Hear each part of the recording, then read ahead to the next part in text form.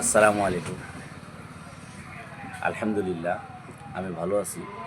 আশা করি আপনারা সবাই ভালো আছেন। তবে একটা ছোট নিউজ দিতে চাই। আমি মোবাইলেই পাইছি নিউজটা। আমরা সবাই জানি কবরের মধ্যে আমাদেরকে ৩টা প্রশ্ন করবে। পেরেছে। প্রথম প্রশ্নটা হইল মার রাব্বুকা, যে তোমার রব কে? আর ওইটা যদি আমরা কবিতার মতো মুখস্থ করে নেই যে আমার রব আল্লাহ, কখনো কবরের মধ্যে এই সওয়ালের জবাব আমাদের মুখ দিয়ে আসবে না। পেরেছে। কারণ তখনই আসবে যখন আমারে দেওয়া যে জিন্দিগিটা পরীক্ষার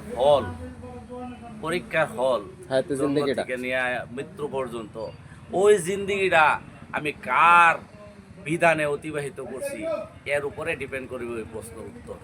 পেরেছে। কারণ বিধির বিধান মতে যদি আমি দুনিয়ার জিন্দিগি অতিবাহিত না করি, কখনো সম্ভব না আমাদের ওই প্রশ্নের উত্তর দেওয়া। বাকিটা তো রইলই। আজকে এই কথাটার উপরে আমরা একটু ঘোর করি যে আমার যেই জিন্দিগিটুকু গেছে তার উপরে খুব ফিকিরের সহিত আস্তাগফার করি।